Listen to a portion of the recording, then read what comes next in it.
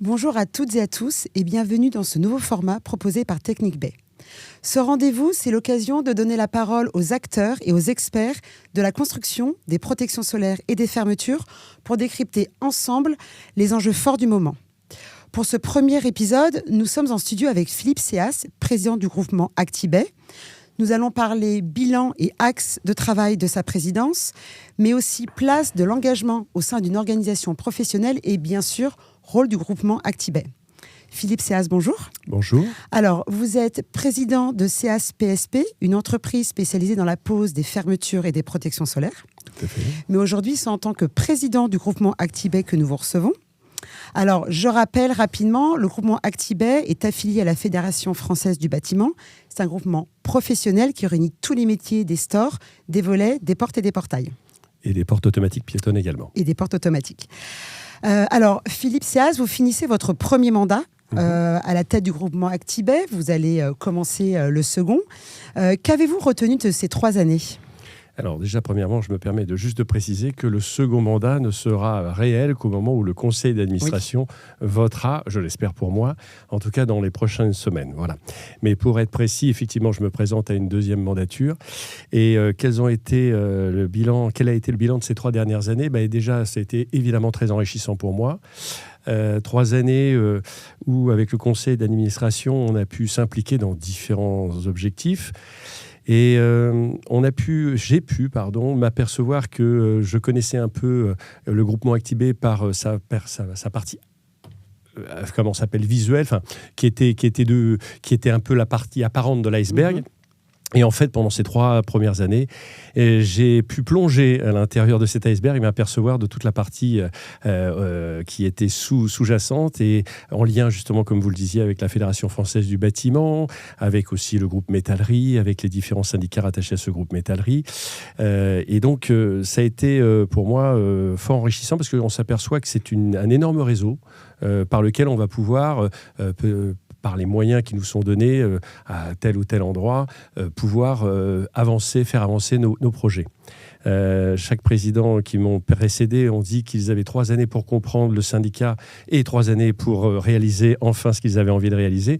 Alors j'espère que j'ai quand même réalisé quelques points avec mon conseil d'administration, mon bureau depuis ces 3 dernières années. Mais donc voilà, maintenant je me sens encore plus fort, en tout cas plus engagé pour pouvoir œuvrer pour ces 3 prochaines années. Et voilà. Et donc sur le bilan, on va dire que il y a eu effectivement une mise en avant de plus en plus forte du confort d'été. Oui. Et ça, on a pu être aussi en écho avec cette mise en valeur, que ce soit politiquement, que ce soit médiatiquement, que ce soit auprès de nos professionnels. Ça, c'était un point très important. Une des réussites qu'on a pu avoir, c'est l'application d'une TVA 5,5 sur certains de nos produits, que sont les volets battants, que sont certains stores à projection. Alors, je ne vais pas décliner tout l'ensemble. Là, vous pouvez voir ça sur les documents qui ont été édités par le groupement. Mais ça a été un vrai point et une vraie réussite, une fierté pour l'ensemble du groupement. Également, la mise en œuvre de Calypso, qui était aussi un configurateur simple, accessible à tous. Alors, c'est CAL2E. PSO, oui. Et j'invite tout le monde à pouvoir le voir sur le net et ils pourront en quelques clics pouvoir s'apercevoir des bienfaits thermiques du store ou de la protection solaire et également de la fermeture. Et puis tout l'accompagnement avec la fameuse REP PMCB qui n'a pas arrêté d'être décriée. Donc nous, on a accompagné nos adhérents avec l'aide évidemment aussi de la FFB. Les nouvelles F2ES qui viennent d'arriver et qui sont un gros travail de la part de nos permanents, en l'occurrence Alban Lefebvre et Hervé Lamy, et toutes les équipes derrière, pour pouvoir permettre à nos adhérents fabricants de pouvoir profiter des F2ES collectives, avec en plus un configurateur qui permette que ces F2ES soient plus spécifiques à leur entreprise. Et enfin, le score de réparabilité. C'est ce que j'allais vous dire. Voilà. Le score de réparabilité qui paraît être un accessoire, un gadget marketing au départ, mais en fait qui permet déjà, suite aux différents adhérents qui ont déjà adopté ce score de réparabilité, de s'apercevoir que nos produits sont déjà, alors il faut toujours faire des efforts pour aller plus loin, mais sont déjà assez réparables. Et ça, c'est très important pour qu'on puisse après recycler et voir une deuxième vie à nos produits. Alors, l'environnement a tenu une place importante de ce premier mandat. De toute façon, vous l'aviez dit, puis c'est un secteur, c'est un enjeu fort du secteur, pardon. Au-delà de ça, quels ont été les autres axes de travail qui ont marqué ce premier mandat ? Déjà, la visibilité de notre regroupement, donc la visibilité de notre profession. Dans tous nos métiers que nous représentons. Alors évidemment, plus spécifiquement en ce moment, parce qu'il y a une vague avec la thermique du bâtiment et le confort d'été sur les stores et les fermetures, mais je n'oublie pas évidemment les portes industrielles, les portes automatiques piétonnes, et grâce à des cabinets qui nous épaulent, comme M&M et B-Side aussi, nous avons pu aller voir aussi les politiques et être beaucoup plus visibles et peut-être beaucoup plus reconnus, et être entendus, que ce soit au ministère du Logement, que ce soit au ministère de la Culture, parce qu'il faut rappeler que les architectes sont rattachés au ministère de la Culture, la DHUP, enfin j'en passe. Et puis là, je ne vais pas assommer les auditeurs avec les acronymes des différents organismes gouvernementaux, mais oui, on est présent et de plus en plus présent et de plus en plus écouté, et ça, c'est important. Voilà. Ça, c'était un de nos points importants. Évidemment aussi, les grandes menaces, entre guillemets, ce n'est pas des menaces, il faut les prendre comme des opportunités. Mais aujourd'hui, toutes les réglementations européennes qui vont être mises en place, eh bien, on prépare nos adhérents, particulièrement nos fabricants, à toutes les réglementations qui vont avoir lieu, notamment avec le pass numérique, le RPC, tous ces points qui sont assez complexes, assez bureaucratiques. Et là encore, nos équipes de permanents et toutes les bonnes volontés des différentes entreprises qui adhèrent à notre syndicat vont travailler pour à la fois traduire ce que veut la Commission européenne, mais également essayer de se faire entendre avec le gouvernement français sur des simplifications, parce que c'est bien compliqué. Voilà. Vous aviez aussi précisé plusieurs fois l'importance pour vous d'ouvrir le groupement Actibé aux installateurs. Oui. Est-ce que c'est quelque chose que vous avez bien entamé, si je puis dire ? Pas assez. Jamais assez, et surtout pas encore à la hauteur que je m'étais fixé, ou que nous étions fixés avec le conseil d'administration. Mais oui, les installateurs, nous représentons au syndicat, au groupement Actibé, on représente à peu près 2700 installateurs, 120 à 130 adhérents. Fabricants. Donc les 2700 installateurs sont membres du groupement Actibé, mais ne le savent pas. C'est quand même un petit peu ubuesque. Et donc, ce qu'on a envie, et on a commencé par le biais des réseaux d'installateurs, d'aller voir les réseaux, les têtes de réseau, et de leur dire « venez nous rejoindre pour que tout ce qu'on peut travailler, notamment au niveau du normatif, au niveau des règles de l'art, qu'on puisse apporter notre travail auprès des têtes de réseau qui, elles-mêmes, est proche des installateurs, car c'est extrêmement développé et très avec des petites entreprises. Et le meilleur moyen, c'est par le biais de ces réseaux-là. En tout cas, ça me paraît être un des bons moyens. Le second, mais ça, j'en parlerai peut-être pour les 3 années qui viennent, ce sera par le biais de la FFB. Voilà. D'accord. Alors, on sait aussi, vous l'aviez répété plusieurs fois, un point extrêmement important pour vous, il y a aussi la formation que vous avez eu à cœur de développer pendant ces 3 années. Oui, alors d'ailleurs, mes prédécesseurs aussi, je pense sûr. À Bruno Blin notamment, qui était très axé sur la formation, mais comme les autres présidents. Oui, alors effectivement, on a pu s'apercevoir qu'il y avait des formations, alors qu'on a notamment développé par rapport à Smart Solar Shading. C'est une formation très courte, mais très intéressante, très dense, une journée de formation. On revient un peu à l'école, on se réhabitue un petit peu à apprendre quelques formules, mais c'est extrêmement intéressant pour voir la valeur de la thermique du bâtiment et la valeur de ce que peut apporter le store extérieur de façon passive, afin d'éviter une énergie folle que l'on pourra avoir ces années qui nous sont déjà passées, et puis dans les années à venir, j'en parle même pas. Donc Smart Solar Shading, qui je rappelle est en lien avec l'Association européenne de la protection solaire. Tout à fait, qui s'appelle E2SO, et qui est donc l'association européenne. Et donc c'est l'ensemble des pays, et j'ai déjà eu l'occasion d'assister à différentes réunions et conseils d'administration de ce syndicat SO, qui, effectivement, ils ont les mêmes problématiques que nous.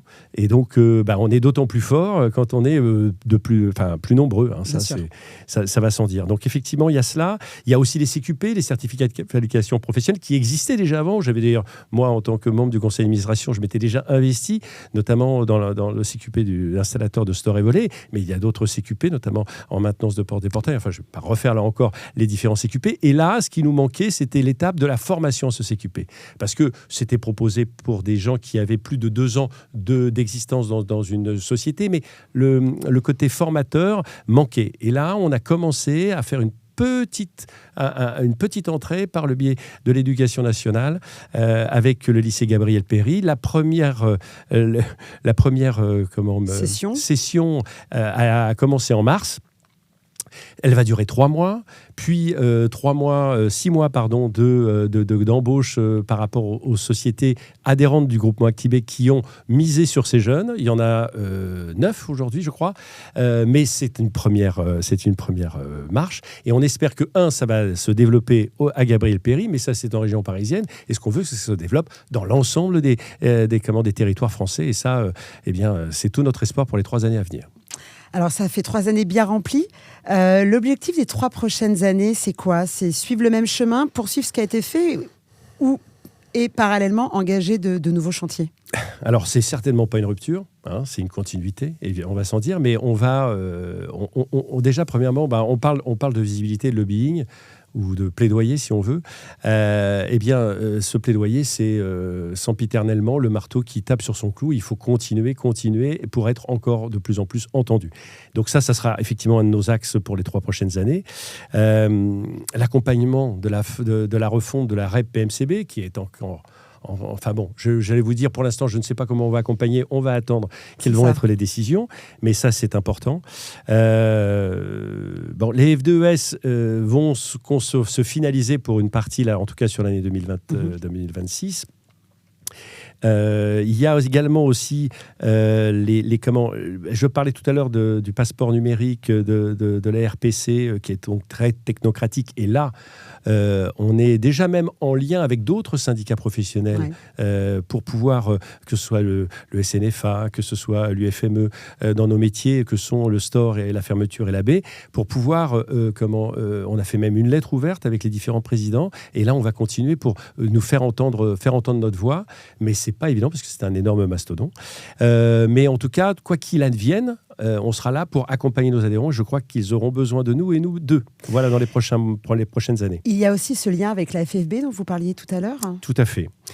Alors, effectivement, on en parlera peut-être tout à l'heure, mais il y a un nouveau... Alors, ça ne veut pas dire qu'Olivier Saleron, qui sort de son dernier mandat, n'a pas été à l'écoute de nos revendications, mais le prochain président de la fédération qui vient d'être fraîchement élu, qui est Frédéric Carré, et que je félicite encore à cette antenne de son élection, donc m'a permis de voir qu'il était opportun de pouvoir, dans les départements, parce que la FFB, c'est un énorme réseau national, de pouvoir, peut-être, je ne sais pas, avoir une sorte d'ambassadeur de notre groupement Actibé pour que les fameux 2700 installateurs dont je vous parlais, qui sont rattachés à notre groupement, puissent se sentir partie prenante du groupement. Et donc, ça va être le deuxième point, avec évidemment toujours le développement des réseaux qu'on va continuer. Et j'ai un appel aussi à tous les réseaux d'installateurs, que ce soit en porte et portail, que ce soit en store et volet, de pouvoir venir nous rejoindre pour arriver à toucher l'ensemble des installateurs, parce qu'un produit bien fabriqué, c'est qu'une chose, mais qu'il faut aussi qu'il soit bien installé. Et c'est toute la chaîne vertueuse que l'on va prôner. Ce que je précise aussi, que notre syndicat Groupement Actibé, c'est l'un des rares syndicats professionnels qui regroupe l'ensemble des membres de la filière, c'est-à-dire à la fois fabricants et à la fois installateurs. Et donc c'est assez remarquable, et j'en suis fier aussi. Alors, aujourd'hui, quels sont les grands enjeux de la profession, alors qu'il s'agisse tant des protections solaires que des fermetures? Vous parliez de maillage industriel, d'environnement réglementaire. Quels sont les grands enjeux à venir? Les grands enjeux, c'est des enjeux qui sont sociétaux, qui sont effectivement, on le voit bien, les dépendances énergétiques, le réchauffement climatique, la rareté qui devient une option qu'il faut avoir en tête. Donc nos enjeux aujourd'hui, alors ils sont, je pense, assez faramineux sur l'adaptation au logement notamment, mais aussi dans le tertiaire et dans les écoles et dans les hôpitaux. Mais par exemple, je voyais une étude qui disait que là, il y avait à peu près 9,5 millions de logements qui n'étaient pas adaptés au réchauffement climatique et que d'ici à 2030, donc c'est très, très, très rapide, nous aurons plus de 20 millions de logements qui ne seront pas adaptés au réchauffement climatique, donc des bouilloires thermiques, donc et surtout en plus avec les plus défavorisés qui seront touchés par cela. Donc avoir nos produits qui sont des solutions passives, donc non énergivores, pardon, je vais y arriver, donc avec effectivement une rareté aujourd'hui de l'énergie, on s'en aperçoit avec malheureusement le choc pétrolier qu'on subit aujourd'hui, avec aussi une localisation. Il n'y a pas besoin de faire venir des stores du détroit d'Ormuz. Les stores, ils sont fabriqués en France, et ça, c'est très bien aussi. Et donc, clairement, aujourd'hui, ça, c'est à la fois notre enjeu, ça sera en fait, plutôt, en tout cas sur une partie de nos métiers, de subvenir à la demande pour éviter que d'autres prennent cette demande. Voilà, d'accord ? Parce que cette demande, elle est là. Ouais. Voilà, donc ça c'est un de nos enjeux. Évidemment aussi sur la sécurité, avec évidemment les portes automatiques, les portes piétonnes, parce que là aussi c'est un enjeu sécuritaire qui est important. Et là on y apporte tout notre appui. Donc voilà, donc tout ça c'est les gros enjeux qu'on aura sur les 3 prochaines années, mais pas que les 3 prochaines années, comme je viens de le dire. Alors, le groupement Actibay, comme vous le dites, est là pour accompagner toute la filière.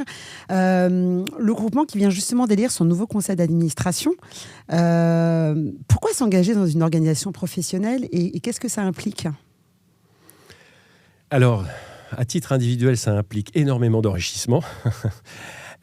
Au titre de l'entreprise, évidemment, ça permet d'être the place to be, si j'ose dire une expression anglaise, mais c'est-à-dire que globalement, au lieu de subir les normes que l'on a, les obligations, autant avoir le pouvoir, même infini soit-il, de pouvoir, crier nos positions auprès de ceux qui décident les lois. Et donc, vous n'aurez jamais l'écoute en tant qu'adhérent, en tant qu'individuel, que ce soit une entreprise ou à raison plus un installateur, à aller voir le politique pour dire j'ai un problème. Parce qu'il verra comme un intérêt privé, alors que là, on se présente en un intérêt commun. C'est toute une filière qui s'engage, et voire même d'autres filières, parce que comme on sait s'associer avec d'autres syndicats. Donc ça, c'est une vraie écoute et je dirais que c'est l'objectif principal de notre syndicat, avec aussi l'épaulement en formation, comme on en parlait. J'y tiens beaucoup. Et voilà, donc c'est à peu près les deux mamelles. Formation pour avoir des gens compétents, savoir répondre, et aussi pouvoir plaider pour éviter d'avoir des règles qui soient des fois un peu ubuesques. Et il faut des fois avoir un peu les pieds sur terre pour pouvoir que les règles soient applicables. Alors, le 26 mars dernier, le groupement Actibay a réuni la profession pendant sa journée métier autour des enjeux forts du secteur. Vous étiez nombreux. Est-ce que finalement, être ensemble, travailler ensemble, pour vous, c'est le mot de la fin, c'est vraiment le message principal que vous souhaitez faire passer ? Oui, j'allais dire que c'est l'ensemble qui est le plus important. C'est seul on va vite, ensemble on va plus loin. C'est une phrase qui est un peu éculée, mais je pense qu'elle a quand même sa raison d'être. En plus, je trouve que les plus de 130 participants à l'Actidé, nous appelons cette journée Actidé. Alors, un petit jeu de mots, c'est vrai par rapport à Actibé, mais c'est aussi parce qu'on est toujours dans l'action. D'accord ? On a fait venir un philosophe, Charles Pépin, lors de cette assemblée générale, qui justement parlait de décision, mais que cette décision devait s'appliquer dans l'action, et que toute décision ne pouvait exister que quand il y avait action derrière. Je crois que ça résume énormément, en tout cas ça fait énormément résonance auprès des adhérents qui étaient présents lors de cette assemblée générale. Oui, c'est être ensemble, et j'ai envie de dire, plus on sera ensemble, plus on aura de nombre d'adhérents, mais on représente déjà une grande partie du métier, mais toutes les bonnes volontés sont les bienvenues. Et ce que je disais aussi dans mon discours d'introduction à cette Assemblée générale, c'est que ça n'est pas uniquement les responsables de société qui peuvent venir, c'est aussi tous les collaborateurs qui se sentent une compétence particulière et dont leurs entreprises veulent bien les céder pour quelques heures ou pour quelques demi-journées pour travailler ensemble. On ira d'autant plus vite. Voilà. Et pour un langage commun, c'est ça qui est important. Alors Philippe Sias, merci. Merci pour votre témoignage autour de l'engagement professionnel et sur les actions menées pour le secteur des fermetures et des protections solaires. Notre échange est à retrouver dans le prochain numéro de Technique Bay, le numéro 109, et sur notre site internet techniquebay.fr. Très bonne journée et à bientôt pour un nouveau rendez-vous en studio.